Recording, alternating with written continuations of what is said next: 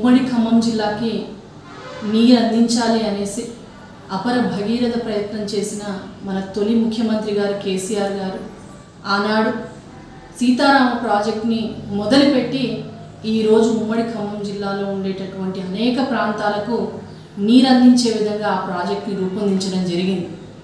మరి అటువంటి సీతారామని ఈరోజు ఇప్పుడున్నటువంటి కాంగ్రెస్ నాయకులు ఇప్పుడున్నట్టు ముఖ్యమంత్రి గారు ఓపెనింగ్ చేస్తూ మళ్ళీ తొలి ముఖ్యమంత్రి గారు కేసీఆర్ గారిని నిందించడం అనేది ఎంతవరకు సబబో ఒక్కసారి రైతాంగం అంతా కూడా ఆలోచన చేయాల్సినటువంటి అవసరం ఉంది.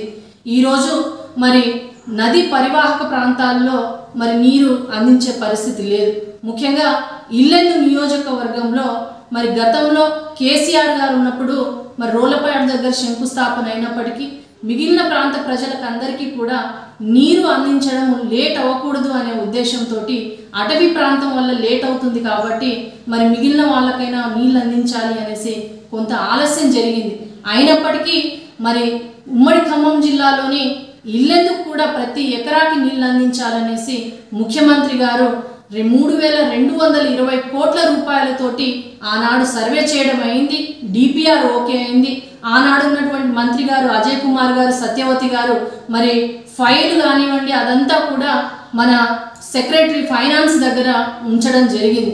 మరి ఇల్లెందు ఉమ్మడి ఖమ్మం జిల్లాలో భాగం కాదా? మరి ఆనాడున్న తుమ్మల గారు కానివ్వండి, ఆనాడు అక్కడ ఎంపీగా ఉన్న పొంగులేటి గారు కానివ్వండి, మరి భట్టి గారు కానివ్వండి, వీళ్ళందరూ ఉమ్మడి ఖమ్మం జిల్లా నేడు మంత్రులుగా ఉన్న వాళ్ళే కదా. మరి ఇక్కడ ఎమ్మెల్యే అంటారు, మరి చాతగాని ఎమ్మెల్యే అనేసి ఎందుకు అన్నాను అనేసి అంటే ఆనాడు మరి ఇల్లెందుకు రానప్పుడు గొంతెత్తలేదు.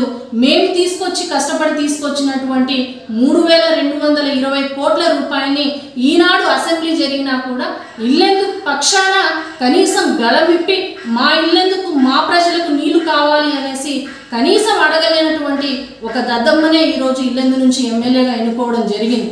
మిమ్మల్ని ఒకటే కోరుతా ఉన్నాను, ఉమ్మడి ఖమ్మం జిల్లాలో భాగమైనటువంటి ఇల్లెందుకి అలాగే ఇంకా నీరందనటువంటి ప్రాంతాలన్నిటికీ కూడా నీటిని మరి ఇక్కడ రైతాంగానికి సాగునీటిని అందించాల్సినటువంటి బాధ్యత ఇప్పటి ప్రభుత్వం మీద, కాంగ్రెస్ ప్రభుత్వం మీద ఉంది. ఒకవేళ లేని పక్షాన ఖచ్చితంగా ఇల్లెందుకు సీతారామ ప్రాజెక్టు వచ్చేంత వరకు కూడా పోరాటం చేయడానికి మేము సిద్ధంగా ఉన్నాము. బీఆర్ఎస్ పార్టీ తరఫున ఏదైతే మా తొలి ముఖ్యమంత్రి గారు కేసీఆర్ గారు ఆనాడు ఒక మంచి తలంపుతోటి ఉమ్మడి ఖమ్మం జిల్లా ఎప్పటికీ సస్యశ్యామల కావాలని ఆయన కోరుకున్నారో ఆయన ఆలోచనలకు అనుగుణంగా ఇల్లెందుకు నీళ్ళు వచ్చే వరకు కూడా మేము కొట్లాడడానికి సిద్ధంగా ఉన్నాం. నీళ్లు రాని పక్షంలో ఖచ్చితంగా కూడా ఇల్లెందు ప్రజల పక్షాన నిలబడడానికి మేము సిద్ధంగా ఉన్నాం. ఉమ్మడి ఖమ్మం జిల్లాలో మిగిలిన అన్ని రైతాంగానికి పరివాహక ప్రాంతానికి కూడా నీళ్ళు ఇవ్వాలి అనేసి మేము డిమాండ్ చేస్తూ ఉన్నాం.